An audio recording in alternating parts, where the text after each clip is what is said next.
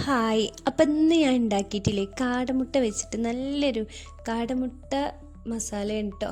നമ്മൾ കോഴിക്കോട് ബീച്ചിൻ്റെ ഒക്കെ സൈഡിൽ നിന്ന് കിട്ടുമല്ലോ, അതേ ടേസ്റ്റിൽ അതേ ഒരു രീതിയിൽ തന്നെ കേട്ടോ ഞാൻ ഉണ്ടാക്കിയെടുത്തിട്ടുള്ളത്. അപ്പോൾ അതെങ്ങനെ ഉണ്ടാക്കാമെന്ന് നമുക്ക് നോക്കാം. അതിന് വേണ്ടി ഞാൻ കുറച്ച് കാടമുട്ട എടുത്തിട്ടുണ്ട് കേട്ടോ. ഇനി കാടമുട്ട ഓരോന്നായിട്ട് നമുക്ക് ഒരു പാത്രത്തിലോട്ട് ഇട്ട് കൊടുക്കാം.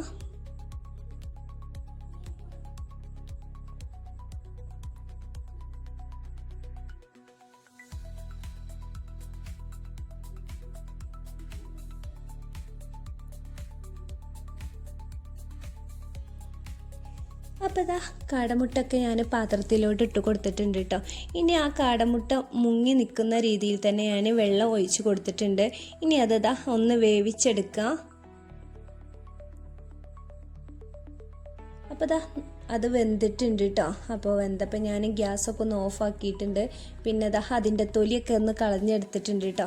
ഇനി ഒരു ചട്ടി അടുപ്പത്ത് വെച്ച് കൊടുത്തിട്ടുണ്ട്. അതിലോട്ട് ഞാൻ കുറച്ച് വെളിച്ചെണ്ണ കേട്ടോ പാർന്ന് കൊടുത്തിട്ടുള്ളത്.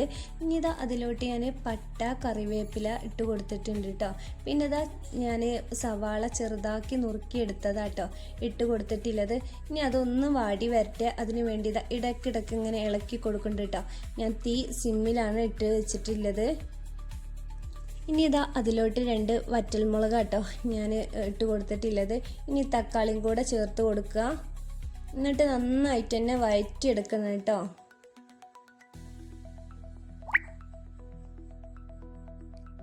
ഇനി അതിലോട്ടില്ല മസാല പൊടികളാട്ടോ എടുത്തിട്ടുള്ളത്.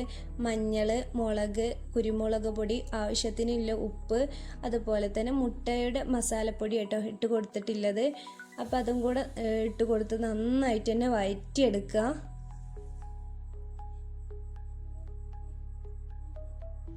നന്നായിട്ട് വഴറ്റിയതിന് ശേഷം ഞാൻ ആ കാടമുട്ടയും കൂടെ അതിലോട്ട് ചേർത്ത് കൊടുത്തിട്ടുണ്ട് കേട്ടോ.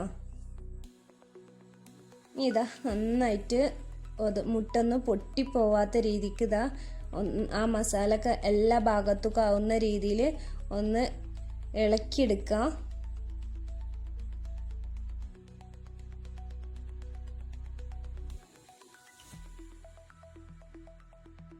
ഇനി കുറച്ച് കറിവേപ്പിലയും കൂടി ഇട്ട് കൊടുക്കട്ടോ അതിൻ്റെ മുകളിലായിട്ട്.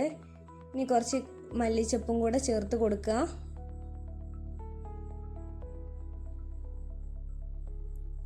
അപ്പം നല്ല ടേസ്റ്റി ആയിട്ട് നമുക്ക് ഈ കോഴിക്കോട് ബീച്ചിൻ്റെ സൈഡിൽ നിന്നൊക്കെ കിട്ടുന്ന അതേ രുചിയിൽ ഇല്ല കാടമുട്ട മസാല റെഡി ആയിട്ടുണ്ട് കേട്ടോ.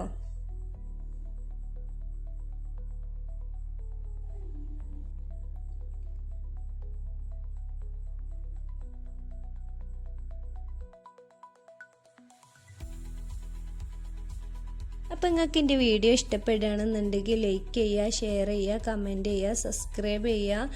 അതുപോലെ തന്നെ പുതിയ പുതിയ വീഡിയോസും കാര്യങ്ങളൊക്കെ ഞാൻ എൻ്റെ ലോങ് വീഡിയോയിൽ എന്നും ഇടുന്നുണ്ട്. അപ്പോൾ കാണാത്തവരൊക്കെ ഒന്ന് പോയിട്ട് കാണട്ടോ. അപ്പോൾ നിങ്ങളെല്ലാവരും സപ്പോർട്ട് വേണം.